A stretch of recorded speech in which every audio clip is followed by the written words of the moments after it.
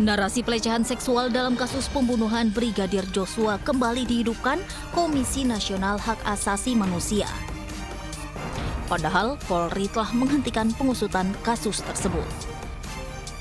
Dalam rekomendasinya untuk Polri, Komnas HAM meminta Polri menindaklanjuti dugaan kekerasan seksual terhadap istri Verdi Sambo, Putri Chandrawati, yang diduga dilakukan Brigadir Joshua di Magelang, Jawa Tengah.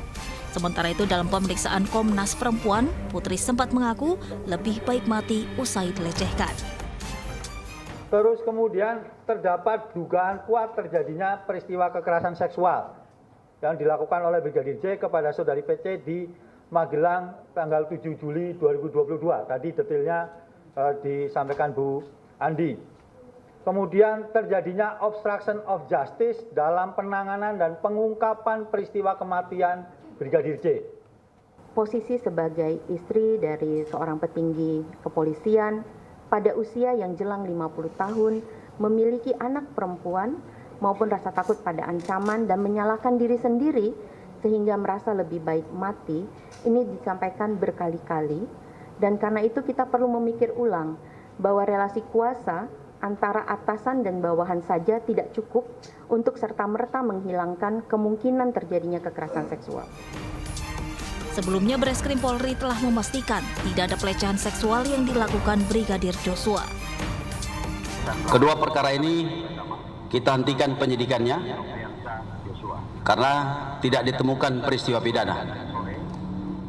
Ya, bukan merupakan peristiwa pidana, sebagaimana rekan-rekan ketahui bahwa saat ini juga Bareskrim menangani LP atau laporan polisi terkait dugaan pembunuhan berencana dengan korban almarhum Brigadir Joshua. Oleh karena itu, berdasarkan hasil gelar tadi saya sampaikan perkara ini dihentikan penanganannya. Putri Chandrawati ditetapkan sebagai tersangka pembunuhan berencana bersama 4 orang lainnya. Namun usai diperiksa 2 kali sebagai tersangka, hingga kini Putri belum ditahan. Dari Jakarta, Tim Liputan iNews melaporkan. Kita akan membahas lebih lanjut terkait unsur pelecehan pada kasus Putri Chandrawati ini dengan Komisioner Komnas Perempuan Teresia Iswarini. Selamat malam, Bu Rini. Ya, selamat malam Mbak Zila. Bu Rini, ini kenapa ada perbedaan yang signifikan antara penyelidikan polisi dengan yang ditemukan oleh Komnas HAM dan Komnas Perempuan terkait kasus pelecehan seksual yang dialami oleh Ibu Putri Chandrawati? Sebenarnya itu terkait dengan tanggal ya, Mbak Zila ya. Jadi yang dihentikan adalah yang tanggal 8. Lalu kemudian kami menemukan ada peristiwa di tanggal 7 sebenarnya gitu. Nah, tapi mungkin ini boleh dilihat dalam spektrum yang lebih besar ya, terkait dengan betapa situasi Ibu Putri ini sebenarnya sangat berada dalam ruang di mana dia diatur sedemikian rupa, dan kalau kita pinjem bahasa atau istilah yang digunakan oleh Pak Mahfud terkait dengan psikohierarkis ya, bahwa semua itu ada dalam kepangkatan. Nah, psikohierarkis itu juga ada dalam hubungan suami dan istri ya. Jadi ada arahan-arahan dari suami, ada relasi kuasa yang tidak imbang, ada kepatuhan, ada kepatuhan ini banyak ya, mulai dari mematuhi kata-kata sampai dengan mematuhi skenario. Jadi kelihatan sebenarnya posisinya Ibu Putri adalah di bawah kendali dari suaminya, yaitu FS gitu. Dan dalam situasi ini kan sebenarnya kita harus meletakkan juga bahwa apa yang sesungguhnya terjadi di pada tanggal 7 Juli di Magelang penting untuk dilihat sebagai sesuatu yang perlu dilihat sebagai upaya untuk mengungkapkan kebenaran atas diri Ibu Putri sebagai pelapor KS ya, kekerasan seksual kepada Komnas Perempuan. Jadi soal psikohierarkis ini tidak bisa dilepaskan dari patriarkisme yang dihidupi oleh Polri, baik sebagai institusi maupun individu ya, Mbak Zila ya. Jadi kita mau melihat nih bagaimana institusi Polri juga kalau dalam penanganan kasus KS misalnya itu juga punya banyak problem ya. Misalnya pada konteks bagaimana penyidik itu berhadapan dengan para pelapor KS atau korban KS dengan pertanyaan-pertanyaan yang tidak sesuai sebenarnya atau justru menimbulkan reviktimisasi ya terhadap korban. Itu banyak sekali kasus yang kami catat sebenarnya. Dan pada akhirnya kami juga mencatat ada kasus-kasus yang di restoratif justice ya, kasus KS. Padahal ini seharusnya tidak terjadi untuk kekerasan seksual itu. Jadi tentu kita perlu melakukan perubahan, perbaikan terhadap institusi Polri dalam melihat isu KS, penanganannya, termasuk juga melihat individu-individu ketika mereka menempatkan isu-isu terkait dengan KS ini sebagai isu yang penting atau tidak, karena ini perspektif ya, perspektif ini yang penting untuk dicermati. Lalu kemudian rape culture, melihat rape culture itu adalah melihat atau menganggap kekerasan seksual sebagai sesuatu yang biasa gitu. Nah ini yang perlu kita ubah dari institusi Polri ini, dan semoga perbaikan-perbaikan ke depan dalam hal penanganan KS ini terus terjadi ya.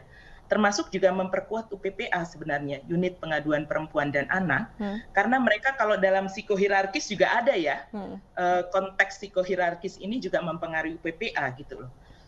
Jumlah dari poluan yang ada di dalam UPPA juga sangat sedikit, tidak banyak yang mau terlibat karena memang jumlah poluannya sedikit. Tapi juga polisi laki-laki juga tidak terlalu memahami atau tidak mau memahami isu-isu terkait dengan kekerasan seksual karena cara pandangnya masih cara pandang yang maskulin gitu. Jadi ini kalau kita dilihat lebih jauh spektrumnya, mungkin ini akan lebih mengarah pada perbaikan sebagai sebuah institusi ya. Baik. Lalu pada saat pemeriksaan, Bu Rini, apakah Ibu melihat bahwa adanya tekanan begitu pada saat Putri diperiksa atau diwawancara dengan Komnas Perempuan? Tekanan itu terkait dengan bagaimana dia menghayati kekerasan seksual yang dia alami ya. Jadi ketakutan, rasa malu, tabu, menyalahkan diri sendiri itu membuat memperlihatkan sebenarnya dia ada dalam situasi tertekan, dalam situasi traumatis. Itu sebabnya kalau kita berhadapan dengan para perempuan yang mengalami KS dan mengalami situasi-situasi penuh tekanan ini, kita sebaiknya menyediakan layanan pemulihan untuk membantu dia menjadi lebih kuat gitu, dan lebih mampu untuk memberikan keterangan. Kalau dalam konteks hukum positif kan sebenarnya yang diharapkan konsistensi ya, tapi pada konteks di mana orang mengalami trauma, mengalami tekanan psikologis, kita tidak bisa berharap bahwa dia akan menjadi konsisten. Justru inkonsistensi yang akan muncul gitu. Jadi ini yang penting untuk dipahami betul oleh para penyidik-penyidik kita, dan menurut saya pembelajaran dari kasus Ibu Putri ini adalah mendorong lebih baik lagi penanganan pemulihan dalam hal penanganan di tingkat penyidikan dan juga penyelidikan gitu. Dan menurut saya pada titik tertentu sudah ada ya upaya-upaya itu. Tapi ini lebih baik dikembangkan lebih jauh sehingga semua perempuan, para korban ataupun pelapor KS juga mendapatkan hal yang sama, layanan pemulihan di tingkat pertama. Berarti tekanan ini ya Bu yang membuat Ibu Putri tidak bisa menyampaikan apa yang dialaminya secara jelas dan secara bebas begitu? Betul, karena kan semua orang ketika dia berada dalam situasi yang tidak konsen ya, tidak atas persetujuan dia, tidak atas pengetahuan dia, kesadaran dia, maka ini akan membuat situasinya menjadi lebih sulit gitu. Karena semua orang diharapkan untuk memberikan dengan konsen. Nah, konsen ini ada persyaratannya, yaitu dia bebas dari tekanan, dia bebas untuk mengatakan apa yang dialaminya tanpa ada blaming, tanpa ada penyalahan ya. Kerap kita justru kita menyalahkan korban. Misalnya dengan mengatakan kamu sih pakai bajunya seperti itu, kamu jalan sendirian, kamu mengundang gitu.